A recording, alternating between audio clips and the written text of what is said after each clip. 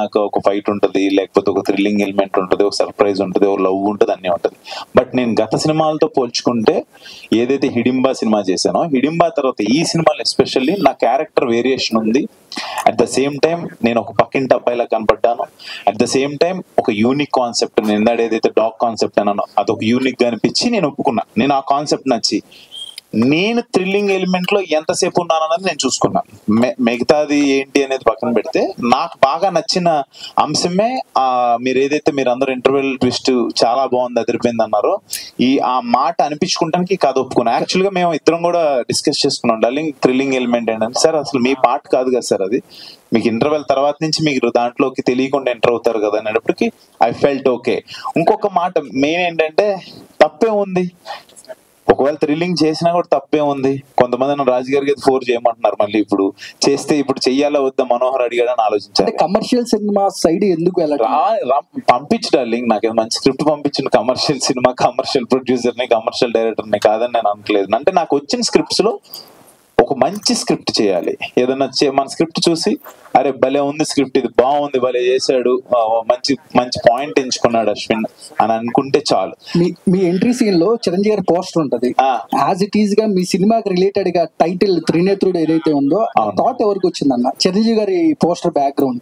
అది 100% మా డైరెక్టర్ గారు థాట్ అండ్ శివేంద్ర గారు నన్ను అలా చూపించిన విధానం, వికాస్ పడిసి ఇచ్చిన మ్యూజిక్, ఆ ఎలివేషన్, కరెక్ట్ గా కథకి శివుడాజ్ఞ లేనిదే చేవైనా కుట్టదు, అలాంటిది ఒక ప్రాబ్లం వస్తే ఆ శివుడు ఏదో ఒక రూపంలో వస్తాడని, ఆ త్రినేత్రుడు రూపంలో వస్తాడని చిరంజీవి గారు చూపించడం, ఈ రోజున థియేటర్ లో విజిల్స్ క్లాప్స్ పడుతున్నాయి ఎస్పెషల్ ఆ ఇంట్రడక్షన్ సీన్ కి.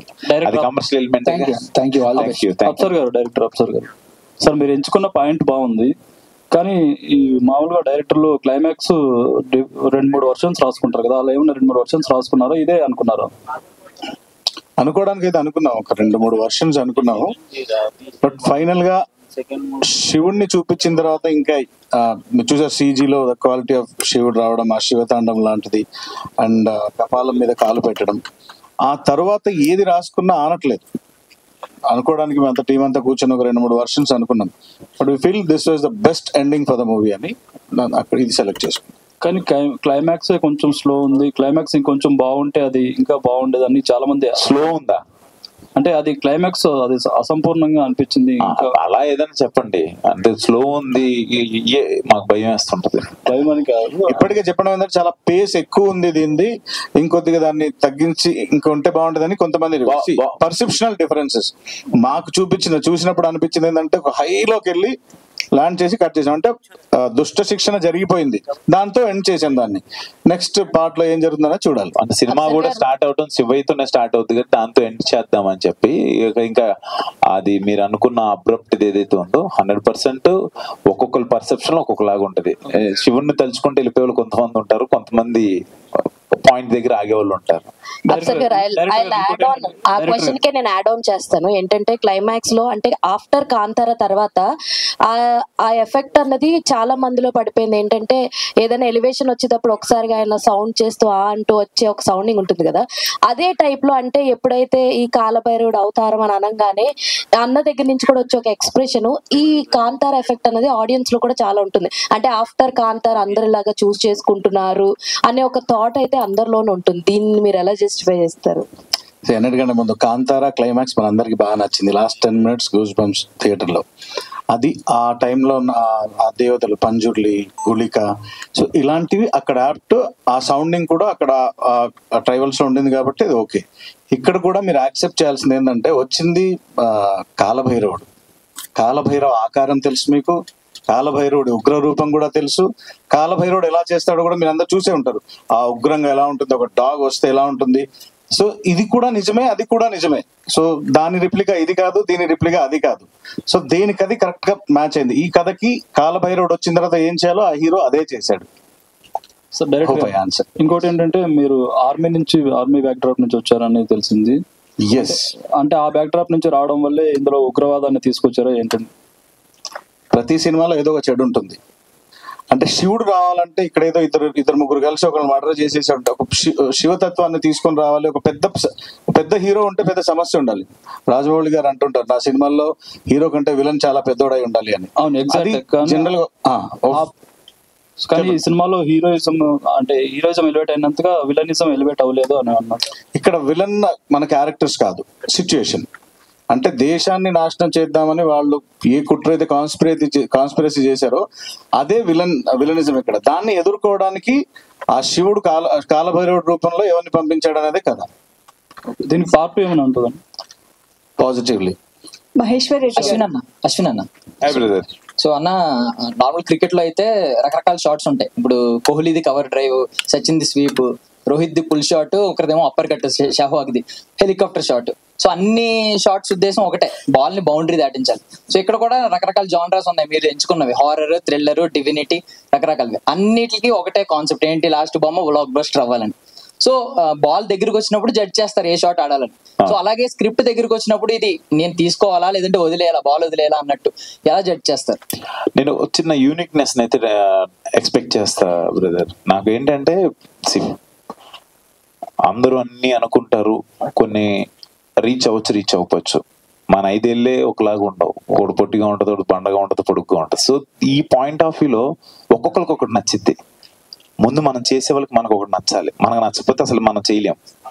చూసే వాళ్ళకి మేబీ ఈ పాయింట్ నచ్చచ్చు, ఇంకోటి నచ్చచ్చు, ఒకరికి ఎంటర్టైన్మెంట్ నచ్చచ్చు, ఒకరికి ఎమోషన్ నచ్చచ్చు, కొంతమంది ఫైట్లు నచ్చచ్చు.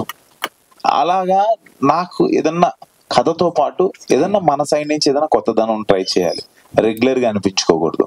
ఎస్ అక్కడక్కడ ఇది మిస్ అయింది, అది మిస్ అయింది అని మేబీ అనుకోవచ్చు, బట్ కాన్సెప్చువల్ గా అరే భలే పాయింట్ తెచ్చాడు రా, భలే కొత్తదనం ఉంది అని అనిపించుకోవాలని ఉంటది నాకు. అశ్విన్ భాయ్ బ్రదర్, నేను వెంకట్ ఎన్టీవీ. చెప్పండి బ్రదర్. మీరు చెప్పేదో శివతత్వం ప్రమోషన్ లో గే ప్రమోషన్ చేసావు ఏంటి? ఏదేది గే గే గే అంటే ఒక చేసావు కదా ఒక వీడియో బాగా వైరల్ అవుతుంది. ఏది? ఒక అబ్బాయితో పూల చొక్కాతో చేశారు, పూల చొక్కా, టమాటా. అర్ధనారీశ్వరుడు అంటే ఎవరు? ఏది గేనా? అర్ధనారీశ్వరుడు అంటే ఎవరు? నేను అడుగుతున్నాను మిమ్మల్ని, అర్ధనారీశ్వరుడు అంటే ఎవరు అని అడుగుతున్నా. అర్ధనారీశ్వరుడు శివుడు. మరి మీరు అంటే నా పాయింట్ ఏంటంటే, నేను నా సినిమా ప్రమోషన్ కోసం ఈ షర్ట్ వేసుకొని నేను ప్రతి చోటికి వెళ్తున్నప్పుడు ఒక్కొక్కరు ఒక కాన్సెప్ట్ తో వస్తారు. నేను అలాగే ఇంకొక మాట ఏంటంటే, మొన్న ఒక అమ్మాయి స్నేహ అని, తను ఒక అమ్మాయి వరంగల్ నుంచి ట్రాన్స్జెండర్ వచ్చి నాతో అడిగింది. I'm coming to me question కి వస్తున్నా. అలా ఎవరు ఏ కాన్సెప్ట్ తో వచ్చినా కూడా సినిమాని ప్రమోట్ చేసుకోవడానికి నేను ఏదన్నా చేస్తాను, దాంట్లో తప్పేముందని అంటున్నాను బ్రదర్. తప్పేం కాదు కదా అంటున్నా. మీకేమైనా తప్పుగా అనిపించిందా? అంటే ఆ షర్ట్ ఇప్పడం వెళ్ళారు కదా, అది ఒక ప్లేడే అడుగు అమ్మాయి స్విమ్మింగ్ సూట్ వేసుకొని తిరుగుతుంటది, ప్లేడ్ అమ్మాయితో అవసరం లేదు. మీరు ఆ లాజిక్ చెప్తే నేనేం చెప్పలేను. కాకపోతే మీరు శివతత్వం గురించి చెప్తున్నప్పుడు కాదు నేను మిమ్మల్ని అడిగేది ఏంటంటే, నాకు అసలు కాన్సెప్ట్ అది నచ్చింది, తను చెప్పాడు. Yes I said okay. అందులో మనం ఏం అసభ్యంగా చూపించామంటున్నా నాకు అర్థం కాల. నేనేమన్నా అసభ్యంగా అంటే కాన్సెప్ట్ తెలుసా క్లియర్ గా, వీడియో ఏంటి అసలు అది నాకు ఒకటి వైరల్ లో ఉందన్నా అది చేద్దామని తను అడిగారు. నేను అసలు నాకు అది ఏంటని నాకు తెలియదు. అది వీడియో చూసారా? నేను చూడలేదు, నాకు తెలియదు అది. డ్రింక్ అయ్యక ముందు షర్ట్ డ్రింక్ వేసిన తర్వాత షర్ట్ ఇప్పేసి, ఇద్దరు షర్ట్ ఇప్పేసి, అది నాకు నేను చూడలేదు. ఏం లేదన్నా, ఒక అబ్బాయి ఇంకొక అబ్బాయిని తాగించి తర్వాత తన మీద కొంచెం నేను ఇంకో మాట ఇది తను అడిగారని కాదు కానీ, నేను మల్లికార్జున్ థియేటర్కి వెళ్ళా. మీరు శివం బజే సినిమా నేను నవీన్ దాంట్లో చూసి వచ్చాను సార్ అన్నాడు. నాకు హ్యాపీ నిజంగా. మల్లికార్జున్ థియేటర్ లో ఒక 4 కుర్రోళ్ళు వచ్చి, అన్న మీరు నవీన్ పోల్సొక్క ఉంటాడు కదా, దాంట్లో మీరు కనపడ్డారని మేము సినిమాకి వచ్చా అంటే శివం బజే అక్కడ చూసి వచ్చామన్నారు. I felt happy. బట్ నాకు ఆ వీడియో వెనకాల ఏంటని నాకు తెలియదు కానీ, నాకు శివం బజేని ప్రమోట్ చేసుకోవాలనే ఉద్దేశంతో వెళ్ళాను.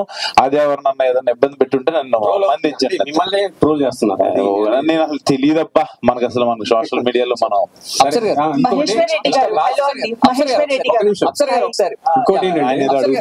లాజికల్ గా చెప్పారు సినిమాలో. అంటే హీరోకి కళ్ళు అంటే నిజంగా కుక్క కళ్ళకి మెమరీ ఉంటుందా? ఈ క్వశ్చన్ డైరెక్టర్ గారిని అడిగితే కరెక్ట్ కదా.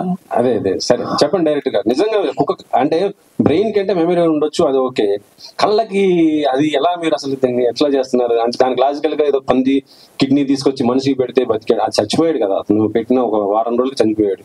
ఈ కళ్ళకి మెమరీ అనేది ఎలా ఉంటుంది అసలు? ఇది మీరు ఎలా దీన్ని కన్వర్ట్ చేస్తున్నారు నాకు అర్థం కావట్లేదు. మూవీ చూసారా?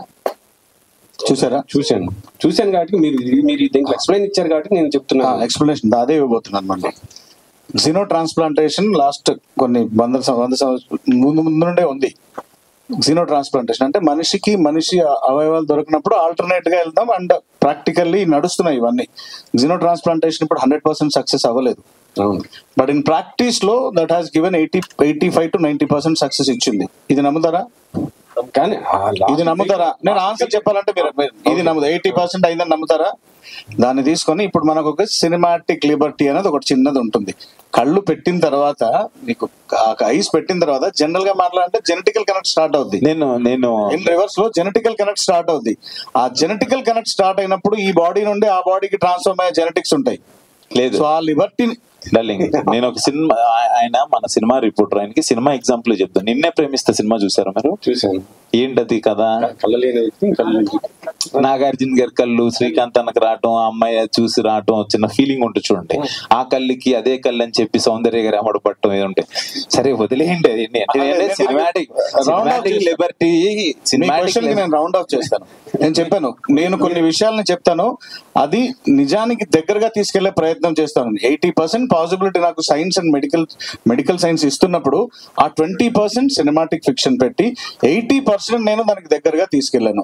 దానికి రిఫరెన్సెస్ నేను మిగతా చుట్టుపక్కల జరిగిన అన్ని ఇచ్చాను విత్ ప్రూఫ్. నేను ఒప్పుకుంటా, కానీ రేపు పొద్దున ఈ మెడికల్ స్టూడెంట్ నిజంగా మీ సినిమాటిక్ దాన్ని చూసి ఫాలో అవుతే ఏంటది?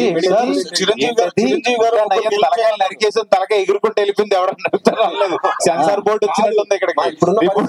మెడికల్ ప్రాక్టీస్ జరిగేది వేరు. అప్సర్ గారు నెక్స్ట్ క్వశ్చన్. సో హలో అప్సర్ గారు, చందు మొండేటి అశ్విన్ అన్న కంగ్రాచులేషన్స్. ఎప్పట్లాగే మీకు ఏదైతే ఒక మార్క్ ఉందో, ఒక యూనిక్ అండ్ డిఫరెంట్ కాన్సెప్ట్ తీసుకుంటారని, అలాగే ఒక డిఫరెంట్ కాన్సెప్ట్ తో వచ్చారు. Blockbuster, divine blockbuster, congratulations. And the most googled question, మీకు లాస్ట్ మూవీ చూసుకుంటే మనకి హిడింబాలో కూడా ఒక నరమాంస భక్షం తీసుకొచ్చారు. సో అందరూ అడుగుతున్నారు హిడింబా 2 ఎప్పుడు అని.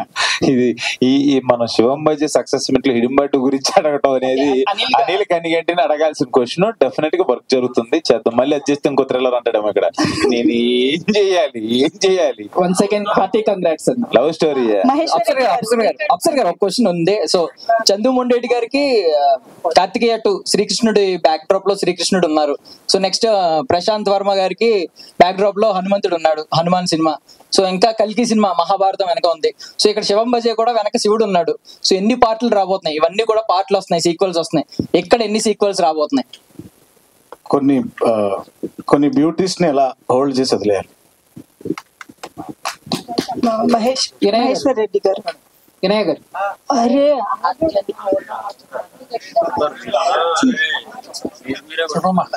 sir, congratulations to the whole team. First